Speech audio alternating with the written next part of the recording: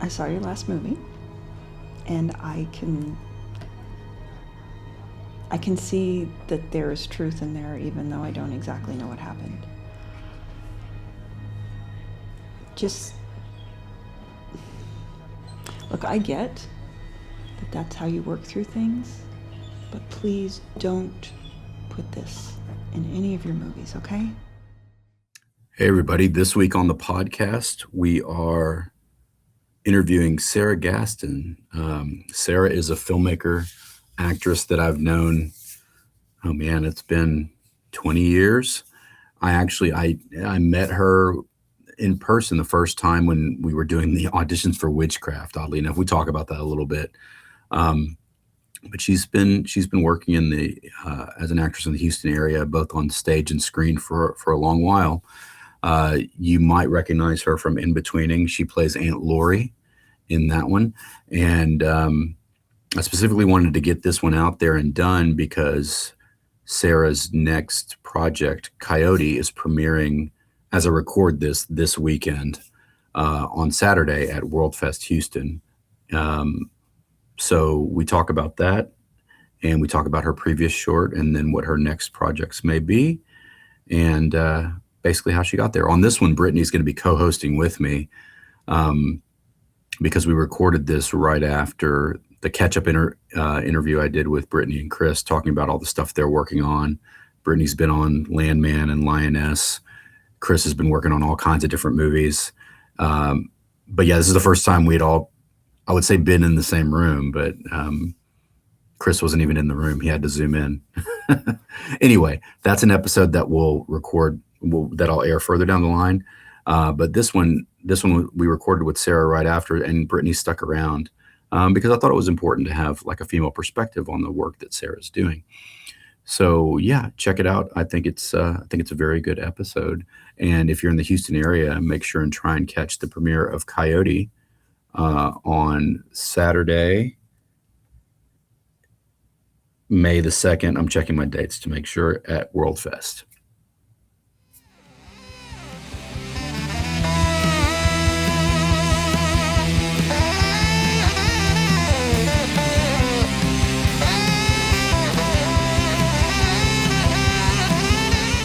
All right, everyone, welcome back to another episode of Barely Living the Dream. I'm here with Brittany's co-hosting with me today. Rare occasion. And today we are with the lovely Sara Gaston. Hey, everyone. Another Houston filmmaker, also actress. That's how I first met you. Yep. And she's got a couple projects that she's going to talk about today. But first, yeah, here's one of them right now. But yeah, first let's take it back to the origin story. Yes. And like we just mentioned, I met you, like I knew of you. Yeah. Back when even before I was making anything. I don't know where I saw your name. It might have been in an indie slate related to something or in credits related to something. Might be. But I think I was soliciting headshots for Walking Distance way back then because that was the first posting I ever did. And I'm sure I got your headshot. Wait, but what was the one you did before that one? There was Fade to Black. Then I actually jumped to Walking Distance. I was going to make that, but before Walking Distance, I got hired. They never paid me, but hired to do Witchcraft 13. Okay. Yeah. And we did a casting call for that. And it was weird because I was kind of casting it, but it really had to go through the guys that were producing it in Chicago and then the guy that owned the rights. Okay. So I was just like, I'm just going to get anybody from Houston to come read, all the actors I know, and we'll pick from that. And I get to meet and see some of these people because I'd never seen a lot of the work yet, right. Pre-YouTube. That was a long time ago. Oh, gosh. So yeah, demo reels were right. DVDs. Right. So I remember, that's where I first met you. It's where I first met Joe. It's where I first met Tommy Bowe. Like a lot of the people that I still work wow. with. Yeah. Okay.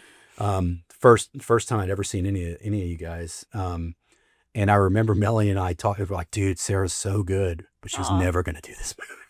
Well, first of all, thank you. No, Yeah. I do remember auditioning for you. I actually remember the blouse I was wearing and thinking I'm not going to take my top off, but for the role, not for the audition. Right. You're not that guy. But but I was like, but I want to get in front of Mel anyway, so I'll just give it the old college try, and we'll see what happens. And here we are. So Yeah. yeah, it worked out. Yeah, for sure. And and then I think was it in between where we finally worked together, or did we do anything? I think that was it. It might have been. Yeah. Yeah. So I did desperately want to be in placeholders once I saw it, but then I think that kind of, I don't know what happened to it just petered out. Like Yeah. it kind of, it just got exhausting, honestly. And then the main thing was we lost the location that made it so easy to do it. Yeah. And then it was hard to kind of continue. And the whole reason we did that in the first place was when SAG had that loophole where if you did a new media project, you could get SAG eligible, and Melanie wanted to join. Got it. So I Okay. was like, okay, we'll do this to get you to, and so Yeah. we got that's So how you got a lot of people. yeah, probably. most of the cast got SAG eligible from that. The people that weren't already, Right. and it was fun, but also like I find, as you know, having been in one and seen most of them, like a lot of the stuff I do comes from like me trying to void emotions, and Yes. get catharsis. Yep. And usually with the movie, it's one thing. I'm like, okay, the movie's done. Boom. I don't got to worry about it. I'm not really thinking about that anymore. But the TV show, I'm like, okay, now I've got to, like, I'm all done dredging up Right. that anger. I Like, got that out of my system. what do I talk about now? So honestly, that was another reason. But a lot of the stuff that was going to be in the additional placeholders, I kind of folded into in-betweening. So I did kind of get out there some of the Oh, jokes. nice. Yeah. Okay. Yeah. But how did you, now, I actually don't know the answer to this. Are you from the Houston area? Technically, I was born in Colorado, but Okay. yeah, I'm Houston and Austin. Okay. Yeah. And so when did you get the bug to get started with this stuff? This is an origin story. Well, Yes, absolutely. in cold wagon times. No. I was in 8th grade, Mhm. and my good friend Shannon Wilder said, I'm going to take theater arts as my elective next year. And I was like, well, what is that? And she explained to me, and I was like, okay, cool. We were going to go into high school, and I was scared, and I was like, I'm going to take this class with my friend. And I mean, looking back, I'd always been an actor. I just didn't know it. Yeah, so we did these monologues from Edgar Lee Masters' Spoon River Anthology, and we went home with this packet of monologues. And I remember laying in the grass in my front yard and like being real excited to pick out my monologue. And I looked up all the words I didn't know, and I memorized it, and I made a little costume, and I did some choreography, and I took a broom in because I was going to throw down this broom because my character was an atheist, and they were trying to tell the people, in the town that, like, you better believe in God or you're SOL, and from the grave, of course. And yeah, and it was so fun, and I felt really alive, and my teacher was like, outstanding. And I was like, oh, praise. Okay. So, more of that, I'm more of that, hooked. please. exactly, yeah. So yeah, let's talk about my family of origin issues. No, but anyway, yeah. So that kind of started it all, and I just never ever really stopped. And so did you go to college, fine arts degree? Like, I did theater all throughout high school. Went to UT, got a drama degree. I did have a hiccup. I graduated and had no idea how to find a job in the theater because that's what I was focused on at the time, and had a series of really unfortunate events when I was living in Austin. Eventually moved back to Houston to just kind of get my grounding back, and worked at an insurance company for 6 years and felt my soul dying every day. And then I got laid off, and that kind of set me free. And then I got back in the game and been here ever since. yeah. And I do know that you do a lot of stage work still. It's not just film acting. So Yeah. was that what you did first, like theater acting? Yes. I did professional theater for quite a while. Although, I mean, I did a lot of student film projects when I was at UT. And then when I got back into acting and started working in theater, I did get an agent. And so I was going on commercial auditions, and, I'd get film and television bites here and there, but it was kind of past the heyday of Houston, the Houston film, Right. and so yeah, I did a lot of commercials, a lot of industrials. But I kind of really, there was just a point after I'd been doing theater for a while when I really became interested in film and television, I guess, as sort of a new playground that hadn't been really given to us as an option in our conservatory training back in college. And so that's when I started going with a friend to a bunch of just indie film auditions. And I'm sure I terrified my first several directors because I would be doing this, theater acting, with the camera a foot away from my face. But, kind of learned just by trial and error, and then eventually actually took on camera classes and just kind of learned how to rein all that in. Yeah. And then you eventually began teaching those classes. Yeah, then I started 2007. I began teaching film acting and commercial acting and all those things, and then got sucked into directing. Yeah. I'm Yeah. glad.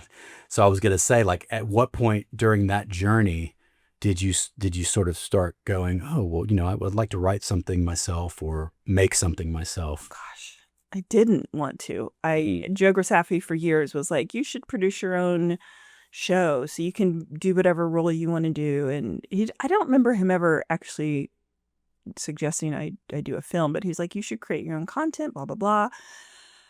I just didn't want to be in charge of all that because I had been a producer and actor on enough indie films, including co-producing on a lot of his projects. And I saw what it looks like when you're a guerrilla filmmaker and you're doing everything yourself. And, you get somebody's 10-year-old to hold the boom. It's like, I have no interest in doing that. And I understood how to direct people because I'd been coaching for so long. But in 2021, I was on a road trip to go to Colorado to stay in a cabin for 3 weeks to work on an acting book that I still haven't finished because, while I drove to New Mexico, drove through New Mexico to get to Colorado, it's when the Me Too movement became very real and present for me. And I found myself ruminating on different experiences I've had since I was a kid and moving forward, and experiences friends of mine had had as well, and thinking, oh, that thing, that time that didn't feel good, that I was made to feel bad about, or that I was blamed for, or that I was told was no big deal, like, oh, that's what everyone's talking about. Oh, this stuff matters. And then I started thinking about something that happened to someone close to me. And like, what if that had gone really south? Their life would be totally different. Like, I wouldn't have the people that are like her kids in my life, and her husband would not be in my life. And this whole potential life that she's ended up with, which is great, may not have ever happened if things had gone a different way. And she laughed about this incident. She thought it was no big deal. And I just really became fixated on this. And I thought, this is a conversation that no one's having, which is that these little things aren't little. And they're certainly not little when they accumulate over a lifetime. And what does that do to a woman or a man, but in particular a woman, because that's kind of the more common. And I started getting images in my head, storyboard ideas, and the script, like everything just downloaded. If you're not gonna tell me your name, I'm just gonna call you girl. My name's Claudia. Is that right? I'm David. I know. My mom says I'm not supposed to talk to you. Oh yeah? Why not? I don't know. She just said. Well, girl, I like talking to you. Come with me. I want to show you something. And so I just said, I guess I'm going to make a film. I guess I need some money. I guess I'm going to write a grant. I don't know how to write a grant. I'll figure it out. I'm going to need a crew. I guess I'll ask around. I'm going to need some actors. Oh, I have some people. And just kind of gelled. Yeah, I get that. from that same grant, actually, that's kind of how it happened, you know. Yeah. So in the process of writing that script, Mm-hmm. since you were thinking about the experience of a friend that you knew, did you kind of reach out to them and ask, well, you know, obviously it's not a documentary about that, Right. but if in case they saw it and recognized something. Yeah, no, I didn't. You know, and we still haven't talked about it. Honestly, I don't know if they've ever seen it. I probably should ask them. Because it's a fiction based on an event, Yep. but it's also based on what's happened to every woman I know. Right. Okay. Yeah. A lot of it's based on my childhood, you know, and kind of what it was like for me as a kid, just in the summertime, getting up to mischief on my own and getting into situations I'm lucky I got out of. But you just don't know better, you know, when you're a kid. And so it stopped being her story and became the story of all women. Mm-hmm. Okay. I say I understand that, and by saying I understand that, I mean that the reason I asked that question is that's something I would wrestle with when I would take pieces of other people's experiences for stuff. Yeah. And there have been some weird passive aggressive comments, but it's never like 100% about them. You know what I mean? It's just Right. as writers, creators, you absorb, Absolutely. you know, and then reflect. Right. Right. Right. So that's the main reason I was asking. So, Right. So how long did it take you to get the script written? Oh, the script was actually the last thing. Okay. Because I had my production team in place, and I had the money, I had locations, I had everything, and then I just said, oh well, I probably should write it down, but it didn't been in my head, so Yeah, you it was know, so clear. The vision was so clear in your head. yeah, maybe it was an hour, you know, like Wow. maybe an hour, and I didn't edit. It just Came out. again, I downloaded it.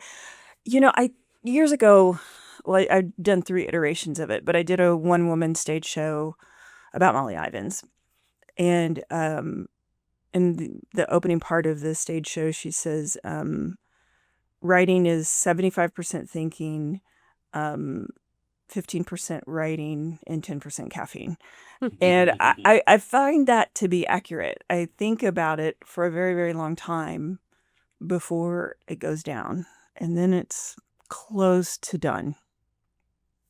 Yeah, but I haven't done a feature. I'm sure I'd be very different on the feature, but for me, for short film, now working on my 3rd one, yeah, that's been the case. Yeah.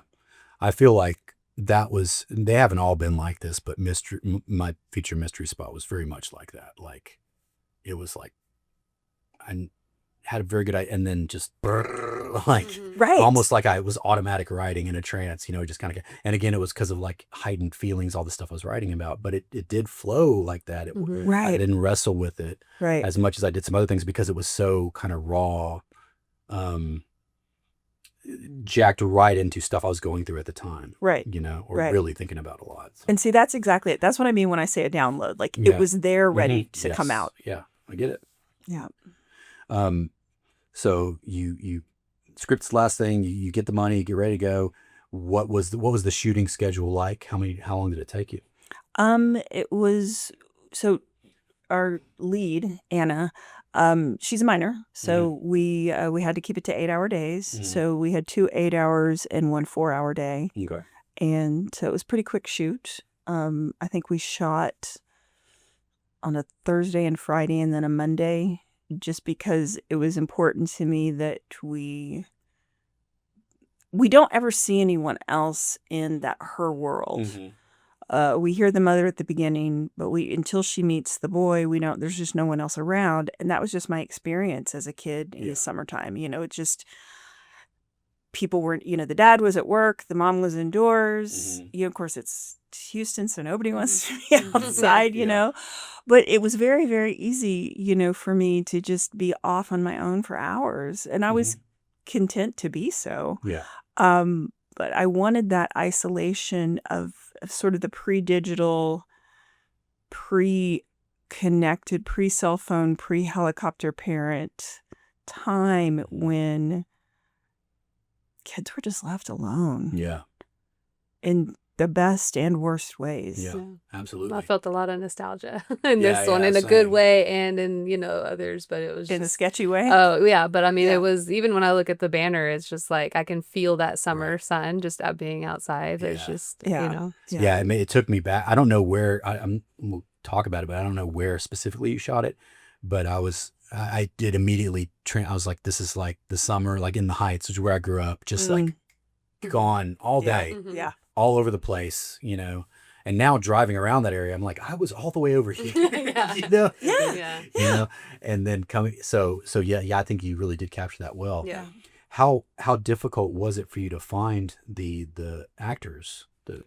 The boy was hard. Anna, I had known since she was 6, and she was 12 when we filmed this.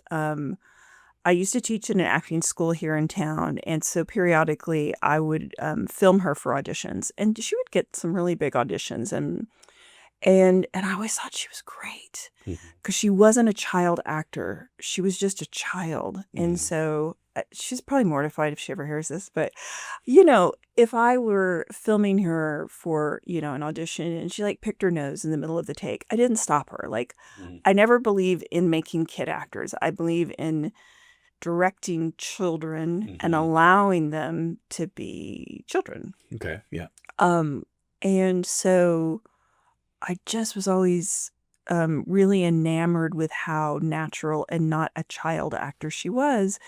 And so she was the only person I ever had in mind. She's immediately who I thought of. And I thought, please God, let her still look young.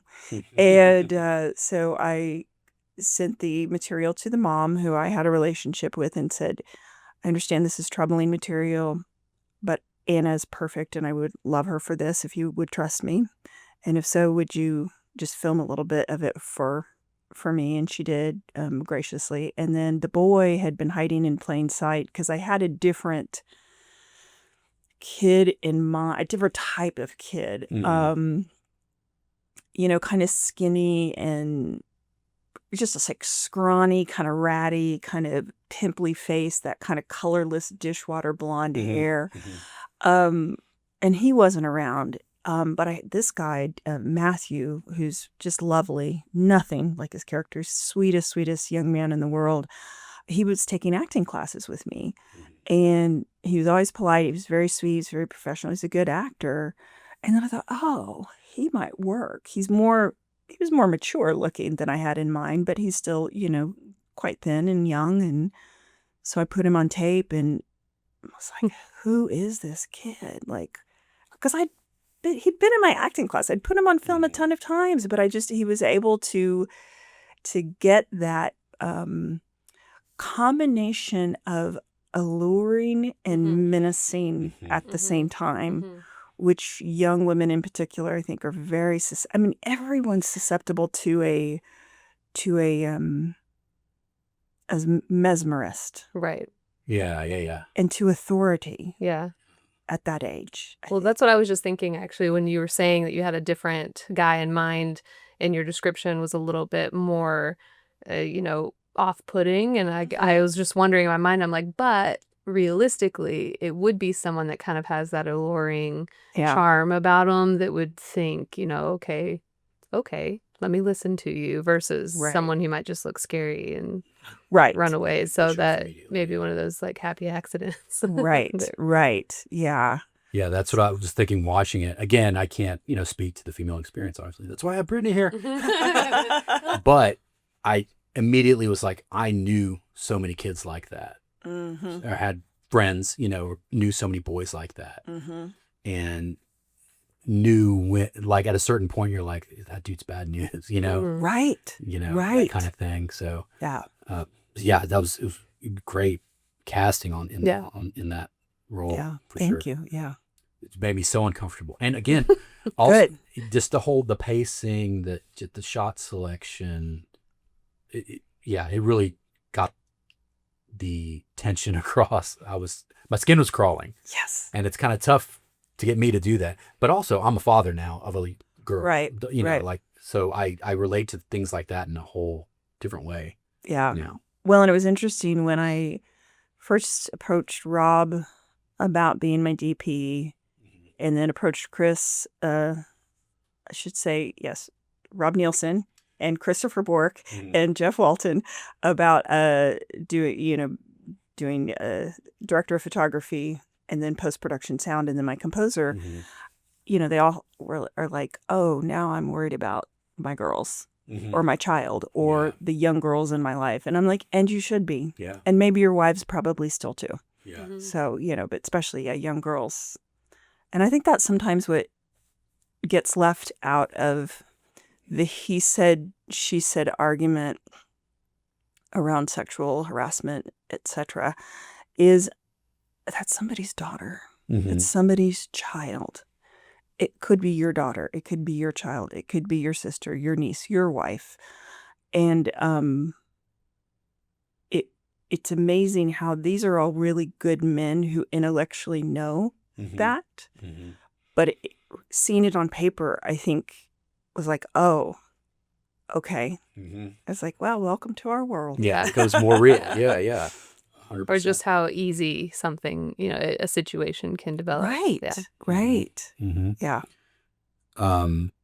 So how long did the post-production process take you? Well, Mel, post always takes us longer than we think it's going to, doesn't yes, I can attest to that. it? Yes. Not nearly as bad as on Coyote, but let's see. I think we wrapped at the end of May, and we were ready to submit to film festivals mid-September. Okay. So it took Yeah. the summer. And who edited? Did you edit? No, Rob edited. Rob edited Yeah. as well. Yeah. And Rob is that's Savage Henry Films, right? Is he one of those? Correct. Okay. Yes, Okay. yes. Okay. I know I knew the name. I Right. I Yeah. don't think we've met Yeah. in person yet, but I'm friends on Facebook. Yeah. He, and I selected some of the dailies and, we had talked about it quite a bit. Rob's a great collaborator. But, he put together a rough edit. And then, of course, I have to go back and say, no, or do this or do this. And so, we sat down a couple of times and had conversations to adjust everything. But yeah, he put it together so beautifully. And he brought ideas to it that I wouldn't have thought of that really made a difference. Because I was very honest with all of them. I was like, I've been an actor for 100 years. I've produced, but this is my first rodeo as a director. You know more than me, which is why I'm hiring you. Right. Please speak up. And then I can always say no, but please feel free to, guide me because I'm just a baby. So, yeah. Do you, and I meant to ask this when you were talking about shooting, but because I love the look of this and Coyote, do you remember what you guys shot on? Alexa? That's all I know. I was wondering if it was something like that. Because, Yeah. it just looks very nice. Yeah, I was curious about that. Yeah. Um, And it actually makes me now want to learn how to be a DP just so I can have more intelligent conversations with Rob or whoever, because he would say, we're going to use the anamorphic lens for da-da-da. And I'd be like, is it going to be wide? And he's like, yeah, that's what I mean. I'm like, okay, cool. That's fine. So again, yes, I defer to you, sir. Yeah. So you get it posted, and Jeff's score. I'm glad you brought up Jeff Walton because someone else I've known for a long time. Grew up in the same neighborhood, a lot of mutual friends. He's a little bit older than me, but Yeah. we just haven't worked together. And I always really love his. There were movies that he scored that I didn't realize he scored until we met, or I really got to know him. I just did like some of those old Charles Band movies and stuff. But yeah, he always does such great work, and I really like his score for this and Coyote. Yeah. Well, and see, I was a Judy's fan. So Yeah, there was a little. I missed that by a little bit. Okay, but yeah, so like I've been a fan of his indirectly for a really, really long time, and so then, and he helped Joe and I out on a few of our films. And so when it came time to find a composer, he was just naturally the first choice. And he's, again, great collaborator. Same with Chris. I've been really fortunate to pick really talented, really kind, generous collaborators. Yeah, that's great because that doesn't always happen. No, it does not. As everyone in this room knows. Yes. So you get it finished. Yeah. Where do you go with it then? Where's the first screening for it? So the first screening was in Manhattan at the New York City Independent Film Festival. And yeah, it was wild because, I wanted it. I had 3 commitments for this film. Well, four commitments. The biggest commitment was to have conversations with people. That was the whole point of making this, is we need to start having this conversation and we need to get it out in the open in a way that acknowledges that the small things add up and that they matter and that they're a bigger deal than society gives them credit for. But in terms of goals, it was I want to win an award for Best Picture. I want to screen in LA. I want to screen in New York City. So it was lovely. It was my, actually, no, I've lied. My premiere was at Austin Revolution. Okay. Yeah. And then New York premiere was at New York Independent Film Festival. So. And do you remember what year that was? 2024. Okay.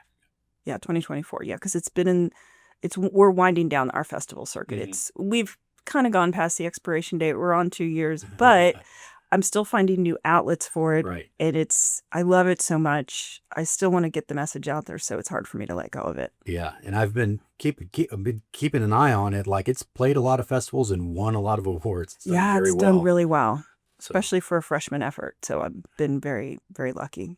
Have I gotten my distribution deal with Sony? No, I haven't. Yeah, that makes 2 of us. Were there any responses that sort of surprised you? Yeah. 2 really, really, well, first of all, every festival I go to, someone tells me their story. They just walk up to me and say, "Thank you for making this film. When I was 8 years old, my uncle, when I was 5, when I was 12, this older boy, so that's been remarkable. And it's everything that I wanted it to be in terms of that. But my premiere in New York, there was a young African-American man who was with the press who was asking a bunch of questions during the talkback. He was really excited. And he said, "Can I interview you?"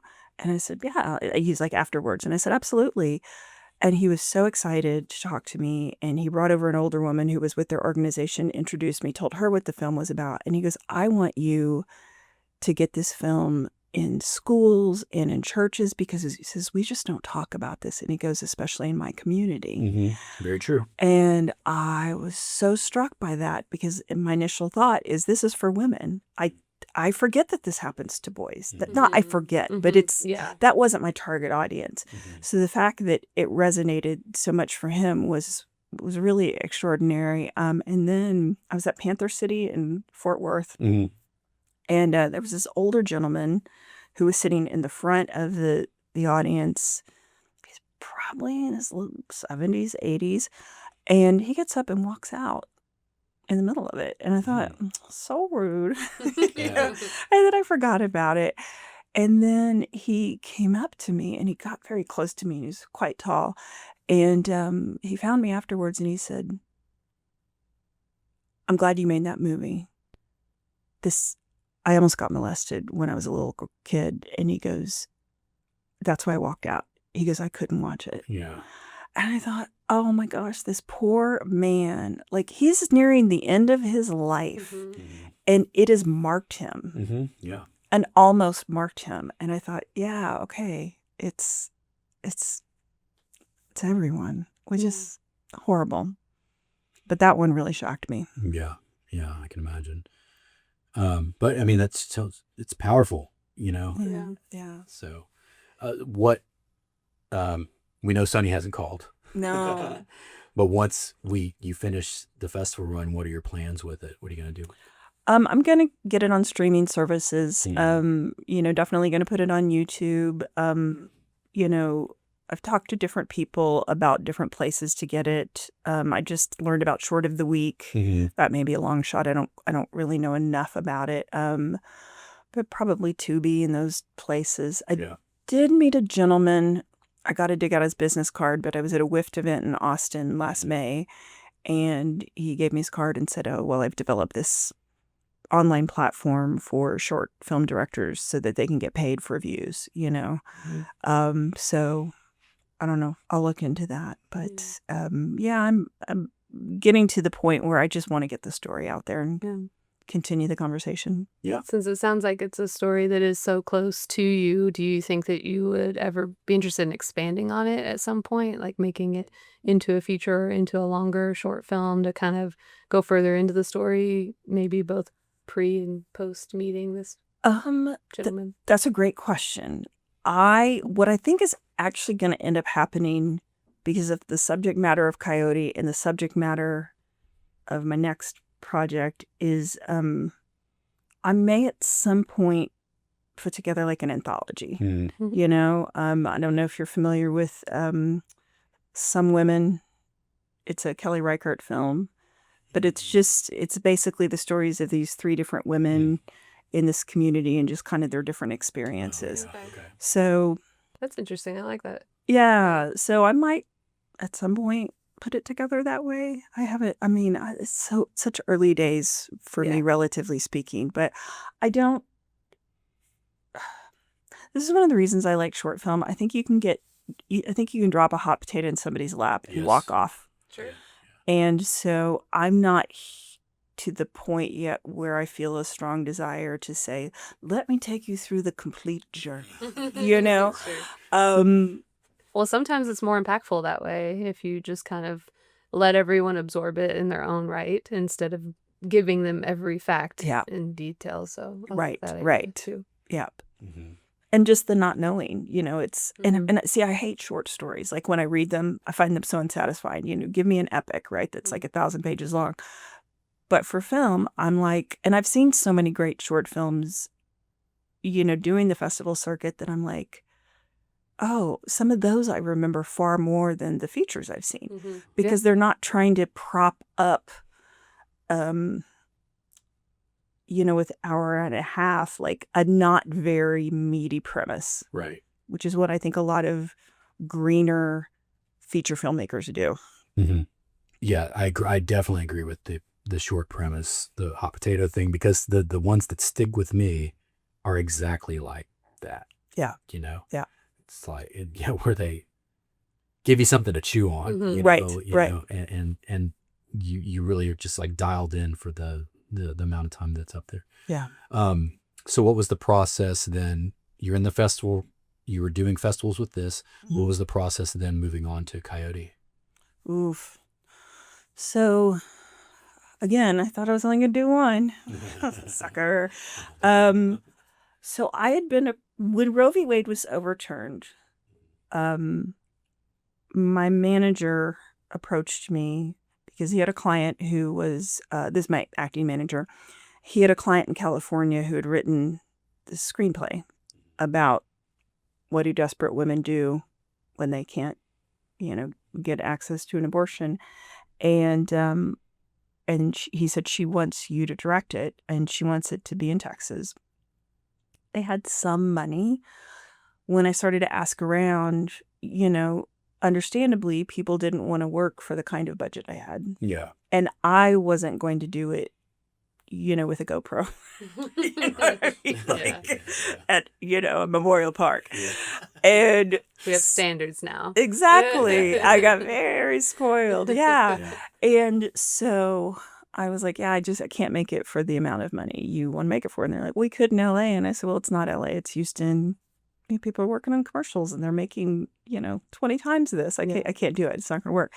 And then I was listening to a piece on NPR about this organization that had been put together by women on both sides of the political aisle who were basically saying no woman wants to have an abortion, and this is egregious that you're putting women in this position that they can't get them safely and they can't get them legally.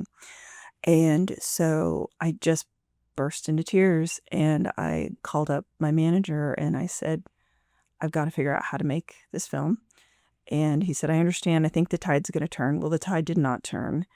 And again, like with I Was Gone for a While, it just, I have to do this. I have to do this. So applied for the HAA grant. Thank you, Houston Arts Alliance. And got the grant. And yeah, it's much bigger in scale, much bigger cast. Shooting in the wilderness, which is no joke. And yeah, I just got the ball rolling on that. Let's see your cash.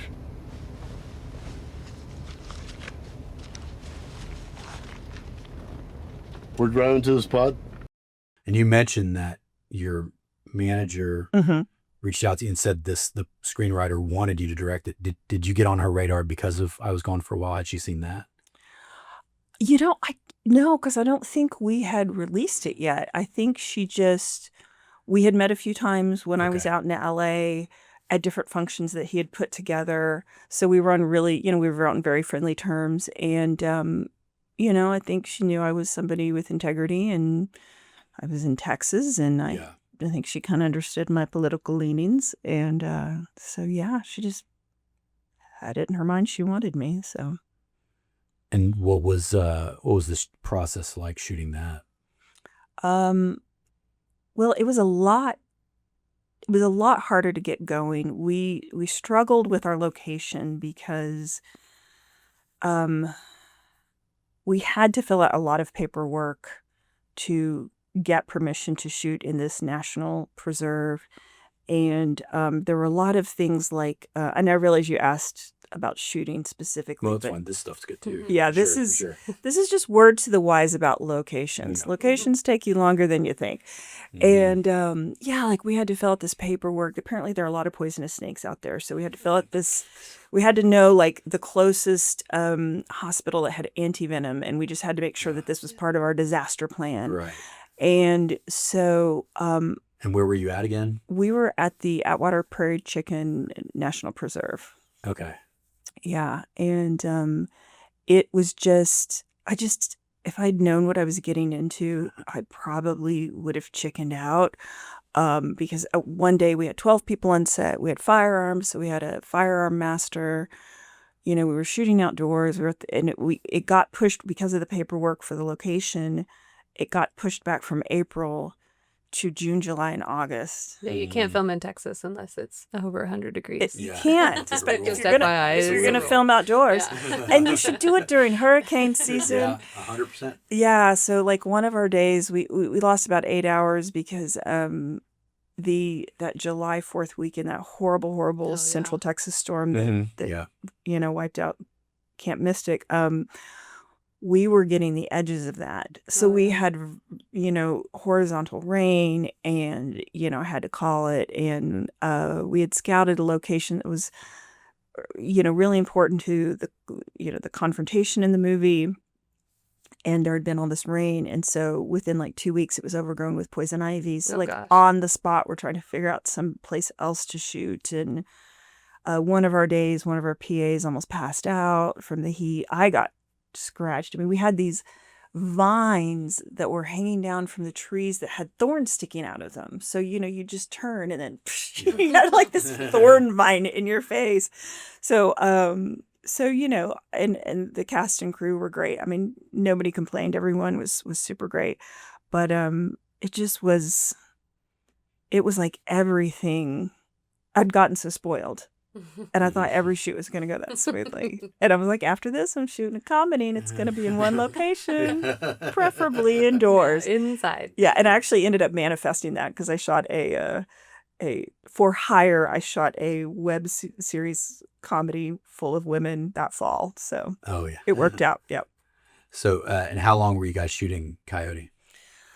We ultimately shot over 4.5 or 5 days. We had to spread it out, and so it kind of became a little blurry. Yeah. Gotcha. Yep. What was the casting process like for that one? So that was, we had a really diverse cast, and that was really important to the writer, um, to kind of show that like this isn't an ethnically or fiscally Mm-hmm. driven issue. And I honestly, these were people that either I had coached, or they're people that I'd worked with, or people that I knew their reputation Mm-hmm. and wanted to work with. So pretty much everybody was direct offer except for Matt Taylor. Somebody else, Alec Franco, was going to be that role, and he had a health issue and he had to drop out. And so Matt just happened to come to a screening of this at River Oaks Okay. and came up to me afterwards and he says, I would really like to audition for you. And I said, oh, and I don't even know if I'd talked about Coyote. And I said, well, give me your card. And if I need something comes up, I used to do that as an actor, right? So It's a little surreal for it to be the opposite, right? Now you have people coming. that has been a whole other surreal experience, is people treating you as a director versus an actor. But yeah, he gave me his card, and then Alec dropped out, and I wrote him and said, hey, will you submit an audition? And there was another gentleman who I'd seen on stage in a show at Main Street, and I had him audition too, and it was just Matt. He just was the guy. Mm-hmm. And again, very, very nice in real life, but he's a really good creep on camera. So, and lovely to work with. So Awesome. yeah. Great. And what was the on that one? What was post-production like? That was rough. It's hard because we're all sort of journeyman craftspeople, right?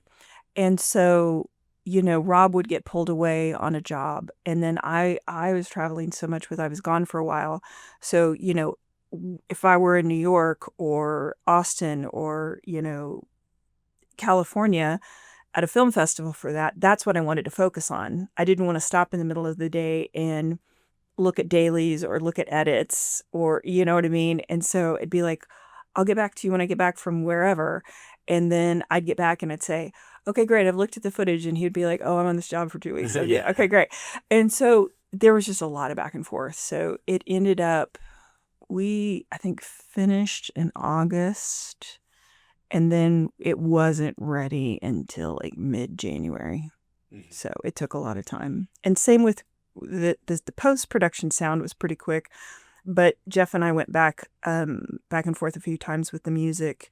He had envisioned a much more lush orchestration, but I'd become, and Rob warned me about this, but I'd become really infatuated with our dummy soundtrack, which I pulled from Meek's Cutoff, another Kelly Reichardt film, and it's just very spare and very dissonant.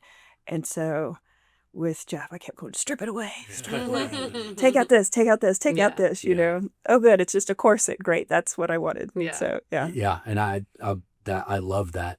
I was gonna say the sparseness of the music. I really like that aspect of it. And I get falling in love with temp stuff too. Like to where the point where I've stopped doing it because I always want to hear. Yeah, that's what you're used to. Yeah. It's like hearing an original on a song and then hearing a cover, right? Right, They're like, right. that was better the first time. Yeah. Yeah.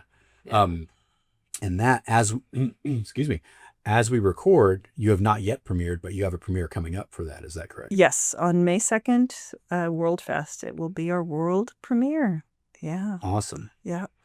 And I assume you've submitted to some other festivals waiting to hear back, or do you know where it may go next? I do know where it's going to go next. Well, I know one of the places it's going to go next. We've been asked not to announce. Got it. I will say it's on the East Coast.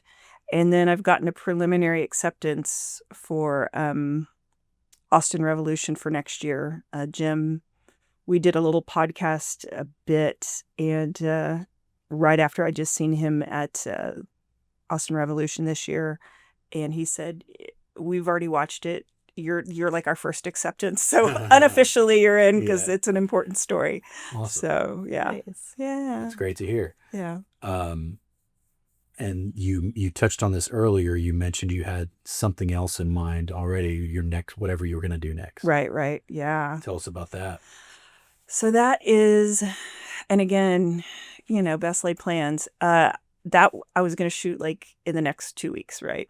But things just weren't coming together quite like I'd hoped. But it's called Widow's Thirds, and it's a period piece, and I actually am going to be in this one, so I guess I'm Mel Gibson now because I'm going to write it, produce it, star in it, and direct it. We all get there at some point. Right. And I feel like I'm doing everything backwards because it's going to be like low budget and I'm going to be doing even more stuff. So I feel like, I'm now like doing what I think you do in college if you go to college for film school. Yeah.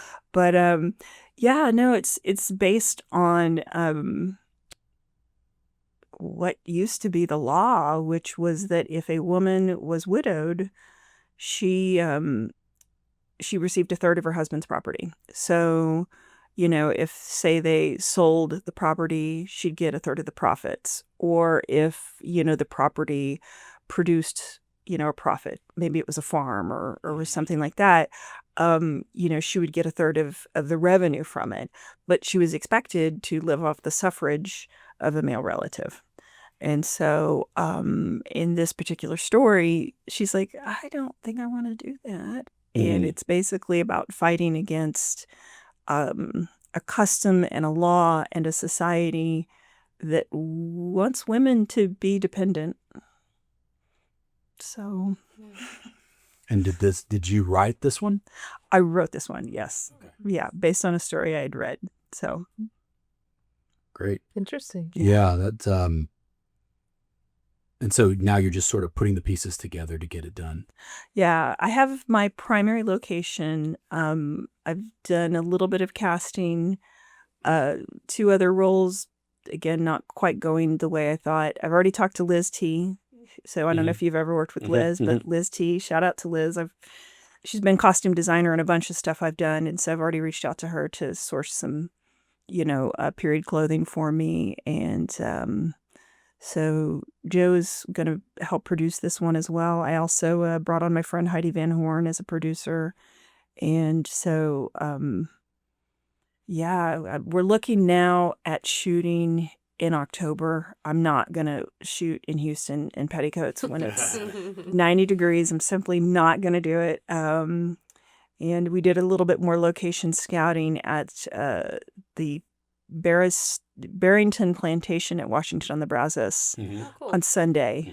I talked to some folks that the reenactors at the plantation and about, do you ever let people film here? Oh, right, you do. Great. So I'm looking forward to that one. And I'm actually kind of relieved that I decided to put it off because it's going to give me a lot more time to prepare. And, it's going to be much simpler because a lot of it's just going to be, shots of my character. Right. But again, it's a period piece. We're shooting it outdoors part of the time. Yeah. It's a multi-ethnic piece, so we'll see. Yeah. We'll see. Well, best of luck on that one. Thank as well. you. Let me know if you need help. Yeah. Totally would. Thank you. Where can people find you or find information on your stuff if they're searching for screenings of Coyote or something like that? Oh, that's a great question. So the best source right now is my Instagram, which is Sara_Gaston_ actor. Sarah has no H. Sara Gaston. And so I have a website, but I'm not very good at updating it. So Instagram. You and me both. Instagram is the best. Sometimes LinkedIn, sometimes Facebook, but Instagram.